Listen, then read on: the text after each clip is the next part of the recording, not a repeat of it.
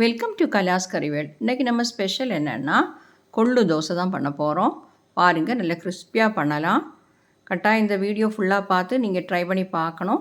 கொள்ளுங்கிறது நம்ம ஹெல்த்துக்கு ரொம்ப நல்லது. கொள்ளு வச்சு நம்ம நிறைய ரெசிபீஸ் பண்ணலாம். நான் வந்து அன்றைக்கி தொகையல் பண்ணியிருந்தேன், அது ரொம்ப அருமையாக இருந்தது. அதுக்கு ஒரு மல்லி சட்னி தான் நான் பண்ணியிருக்கிறேன். பாருங்கள், எடுத்து காட்டுறேன். இந்த மல்லி சட்னி வந்து அதுக்கு நல்ல ஒரு காம்பினேஷன்.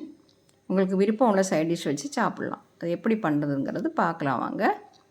இப்போ நான் ஒரு பவுலில் பச்சரிசி தான் எடுத்திருந்தேன். இந்த ஒரு பவுலுக்கு ஏது பவுல் வேணாலும், ஒரு டம்ளர் இல்லைன்னா ஏது கப்பு வேணாலும் உங்களுக்கு எடுத்துக்கலாம். அதே அளவுக்கு எல்லாம் சேர்க்கணும். அதே பவுலில் ஒரு கப் பாயில்டு ரைஸ், புழுங்கல் அரிசி சேர்த்துருக்குறேன். அரை கப்பு உளுந்து.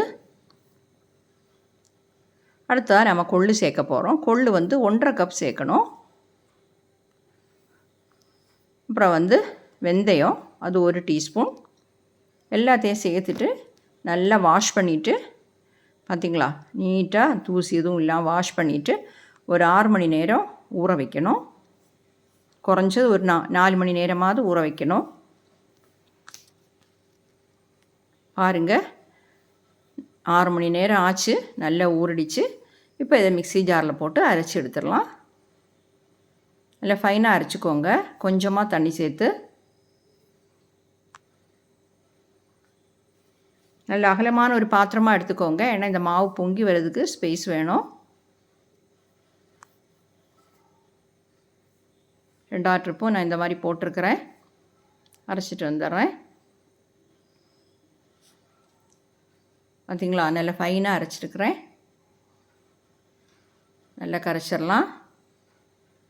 தோசை மாவு பதத்துக்கு நீங்கள் வந்து மிக்ஸ் பண்ணிக்கோங்க. இப்போ இது கூட நாம் கொஞ்சம் உப்பு சேர்த்துடலாம். ஒரு 1/2 டீஸ்பூன் சேர்த்தேன். நல்லா மிக்ஸ் பண்ணிவிட்டு நம்ம இதை புளிக்க வைக்கணும்.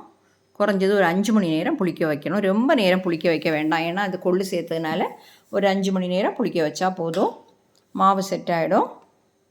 அதுக்கப்புறம் நாம் தோசை ஊற்றிக்கலாம். பாருங்கள், நம்ம மாவு வந்து நல்லா பொங்கி வந்திருக்கு, பார்த்திங்களா.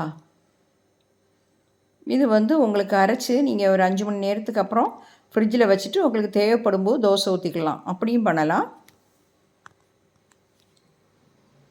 இப்போ நைட்டு அரைச்சி வச்சிங்கன்னா, நீங்கள் சாயந்தரம் அரைச்சி வச்சிங்கன்னா நைட்டில் எடுத்து ஃப்ரிட்ஜில் வச்சுட்டு காலையில் தோசை ஊற்றிக்கலாம். அப்படியும் பண்ணலாம். 5 மணி நேரம் புளிக்க வைக்கணும், அவ்வளோதான். இப்போ தோசை ஊற்றுற பதத்துக்கு கொஞ்சமாக தண்ணி தேவைப்பட்டால் சேர்த்து நல்லா மிக்ஸ் பண்ணிடலாம்.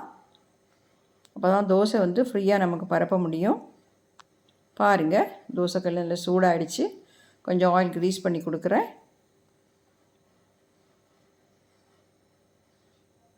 இது நைஸாகவே பரப்பிடலாம்.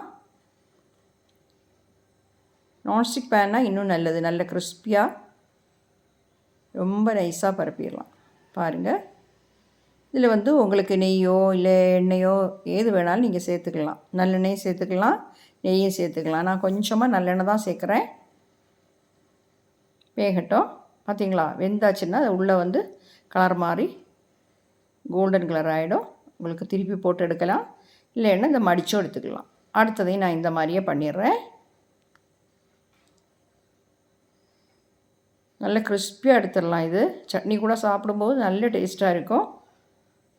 இந்த கொள்ளு தோசை வந்து நிறைய டைப்பில் பண்ணலாம். அரிசி சேர்க்காமையும் பண்ணலாம். பாருங்கள், அருமையாக இருக்குது. ட்ரை பண்ணுங்கள். தேங்க்யூ.